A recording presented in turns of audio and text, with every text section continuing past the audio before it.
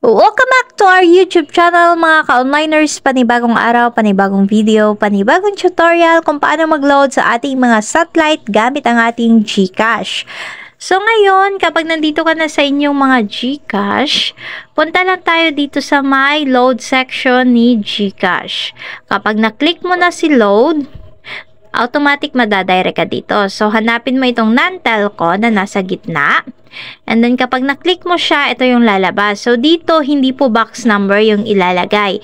Dapat yung ating designated GCash number. Kasi siya po yung magre-receive ng PIN para makapag-load tayo sa ating mga boxes gamit si web loading tool.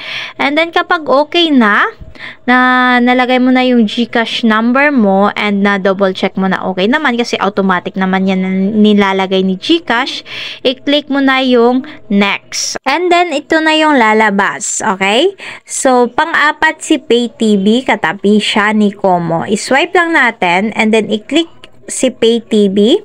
And then umiba na yung features rather ng ating PayTV. So satellite load 49 meron na bago ito.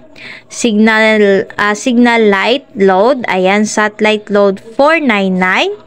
So, yung ating pipiliin ngayon is satellite load 99.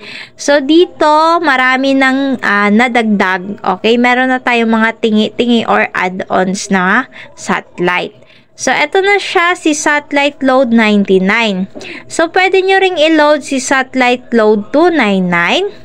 Si satellite load 199 and itong pinakabago si satellite load 149. Ayan. So, mamimili lang kayo ng load purchase na gusto nyo. So, yung load na ilo-load natin dito, okay, is 99 kasi ito talaga yung regular load na nilo-load ko sa aking mga customer. Ayan. So, i-click natin and then i-click yung buy now. So, make sure kapag satellite load lang po talaga yung bibilhin. Any amount basta may nakalagay na satellite load. Ayan, babayaran na natin yung 99 pesos. And then, wala po siyang hidden charges.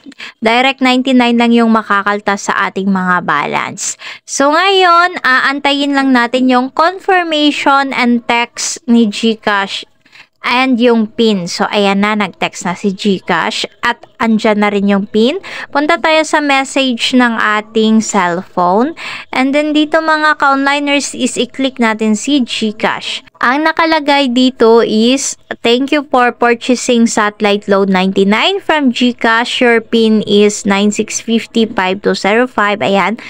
So, kokopyahin natin ito, yung 96 ang una. 250 yung last. And then, punta tayo dito sa my Chrome.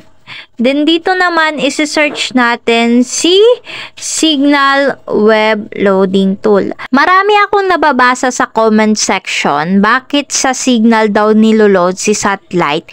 Hindi naman daw sila magkatulad. So, si satellite po is under po siya ni Signal. Iisa lang po yung corporation na nagmamay-ari sa kanila. Yun lang yung pagkakaalam ko. Kaya pwedeng i-load si satellite dito sa web loading tool. So ngayon mga ka-onliners, i-click na natin si web loading tool. Ayan, para hindi na humaba yung ating pag-uusap pa. So, kapag nandito na tayo, makikita natin yung prepaid account number na nasa itaas. Ayan. And then, yung PIN na nasa ilalim. And then, yung generate new image. So, unang-una, yung 8-digit na account number natin is ilalagay natin dito. So, pangalawa naman, dito sa PIN is yung pinadala bago lang ni GCash sa atin na PIN. Make sure na tama yung inyong mga prepaid account number and then yung inyong PIN. And then, dito naman sa ilalim is yung ating generate new image or bali captcha ito. Okay, to make sure na hindi robot yung nag-e-enter. Ayan. So, after nito is i-double check natin yung prepaid account number, yung PIN na in-enter natin, and then yung generate new image. Kapag okay na, then submit natin. Ayan. And then, kapag na-submit natin, ito yung lalabas. May 1, 2024, 8:42 p.m. Your load request has been confirmed. Account number will be loaded to the enter pin shortly. So, successfully loaded na po yung ating mga boxes. Paano ba natin masisiguro na papasok yung load natin after 10 to 30 minutes? Una, kokopyahin natin yung box number. And then, mag-new tab tayo. Ayan. So, dito, balik lang tayo sa new tab. And then, dito, search ulit natin Signal Web Loading Tool. Ayan. And then, dito naman, isa-select natin itong Prepaid Load Inquiry. Ayan. Kapag clinic mo yung Prepaid Load Inquiry, and then scroll up mo lang, then dito lalabas yung ating input box number. Ayan.